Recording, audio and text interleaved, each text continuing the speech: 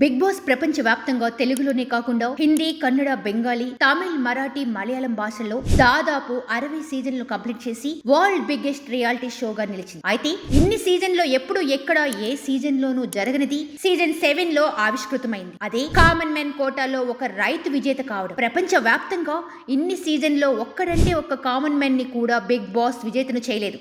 ఇప్పటి వరకు big boss winners అయిన వాళ్ళంతా కూడా సెలబ్రిటీలే. కామన్ మ్యాన్ ఉమెన్లను కంటెస్టెంట్లుగా తీసుకుంటారు కానీ విన్నర్స్ని కాదు కదా.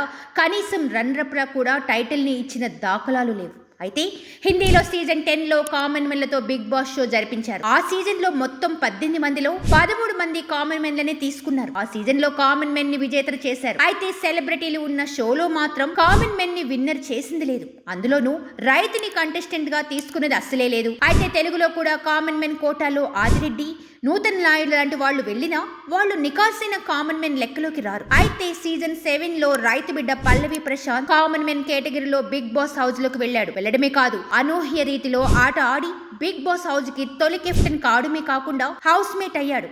ఎవిక్షన్ పాస్ గెలుచుకున్నాడు. 14 వారాల పాటు తన ఆటకి సాటే లేదు అన్నట్టుగా రైతు బిడ్డ చెమట చిందించి సెలబ్రిటీ కంటెస్టెంట్స్ కి చెమటలు పట్టించాడు. శివాజీ, అమర్దీప్ లను వెనక్కి నెట్టి పల్లవి ప్రశాంత్ టాప్ ఓటింగ్ తో నెంబర్ 1 స్థానంలో ఉన్నాడు. 14 వారాలు హౌస్ లో ఉన్న Pallavi Prashanth Bigg Boss season 7 title winner గా బయటకొచ్చాడు. ఇక సీజన్ 8 లో కూడా మరో రైతు బిడ్డకు మేకర్స్ అవకాశం ఇవ్వనున్నట్లు తెలుస్తుంది. అతను కూడా వ్యవసాయం చేస్తాడనే టాక్ అయితే వినిపిస్తుంది. ఈసారి కూడా రైతు బిడ్డను తీసుకొచ్చి సెలబ్రిటీస్ పైకి ఉసుగొల్పుతారా అన్నది, అలాగే రేటింగ్ విషయం కూడా ఆలోచించి ఇదంతా ప్లాన్ చేస్తున్నారని టాక్. మళ్ళీ పల్లవి ప్రశాంత్ లాగానే హౌస్ మేట్స్ తో వేట మొదలుపెట్టి పల్లవి ప్రశాంత్ అంట ఆదరణ దక్కించుకుంటారా లేదా?